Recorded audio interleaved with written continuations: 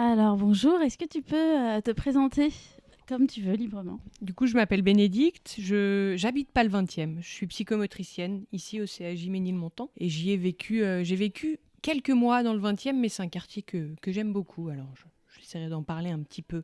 Alors toi, en tant que travailleuse sociale, on peut dire ça? Travailleuse sociale ici à Ménilmontant, qu'est-ce que tu perçois? Est-ce que tu as le temps de vivre vraiment dans ce quartier? Alors moi, ce que je perçois du point de vue du CAJ déjà, c'est que, comme tu disais, il y a une vraie vie de quartier, une vraie vie associative. Nous, on travaille beaucoup avec des partenaires du quartier. Et ça, c'est assez hors du commun. Il y a plein d'autres établissements parisiens qui n'ont pas cette chance de profiter de la 20e chaise, t'en parler, de la ressourcerie aussi, où on travaille beaucoup avec eux. Voilà, il y a vraiment beaucoup d'assauts, beaucoup de solidarité, je crois, dans ce quartier, et on le ressent vachement au niveau du CAJ. Après, moi, j'essaie de sortir, de me balader. Je trouve que c'est un quartier qui est hyper agréable, qui ressemble un peu à un village. Surtout quand on monte vers Pyrénées, vers Jourdain et tout. Il y a moins de voitures, il y a moins de circulation. Effectivement, il y a quelque chose de...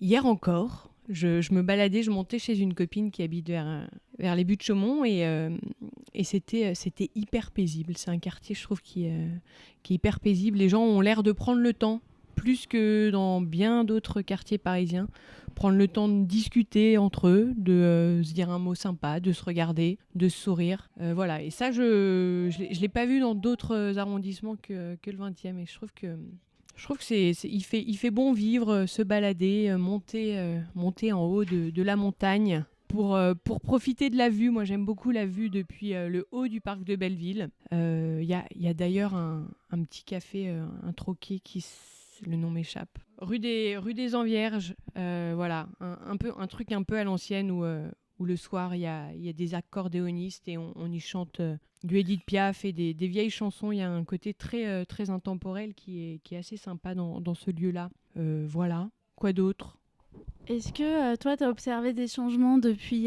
tu disais que tu avais habité là auparavant. Du coup, moi j'y ai vécu ouais, quelques mois, il y a peut-être 3-4 ans de ça. Donc non, je pense qu'en 4 ans, ça n'a pas tant bougé. Après, les vieux de la vieille diront que oui, le quartier a vachement bougé. Quand on lit Pénac, qui décrit beaucoup le quartier de Belleville, et on sent que malgré tout, il y a une solidarité qui se perd, même si elle existe toujours. J'ai l'impression que le hipsterisme, enfin en tout cas les bobos parisiens envahissent beaucoup le quartier, et je pense que de son côté populaire et du coup à l'écoute un peu du voisin, je pense qu'il y a quelque chose qui se perd un peu. Après, en 4 ans, moi j'ai pas observé ça, c'est des bruits de couloir.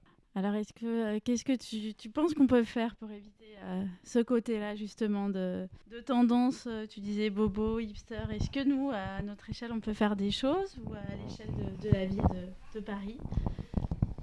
Ah. c'est, Est-ce que c'est inexorable? Je ne sais pas, j'espère pas.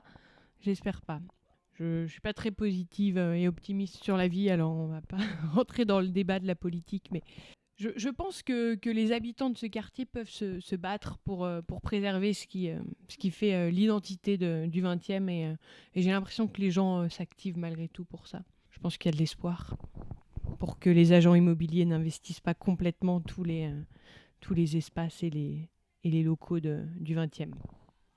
Ok, bah, peut-être on pourrait finir avec un endroit, un commerce ou un spot que tu aimes bien sur ce quartier. On va dire Belleville, Ménilmontant, Pyrénées, Jourdain, le 20e en général. Voilà. Un seul? Non. Moi, j'adore le côté de Belleville parce que il y a tous les restos asiatiques et les boutiques asiatiques. Ça me rappelle les voyages. Et ça, j'aime bien. Il y a un côté des paysans. Et pour sortir, j'aime beaucoup un peu plus en haut de la butte. Mais là, vers l'église, il y a Eva Prinsky, je crois que c'est le nom de... C'est un ancien antiquaire. Et c'est un lieu assez atypique qui s'est transformé en bar, mais c'est pas trop s'il y a une licence en fait en réalité, mais voilà, ils vendent c'est juste à côté de l'église, ouais. C'est un lieu très atypique, je trouve. J'aime beaucoup cet endroit.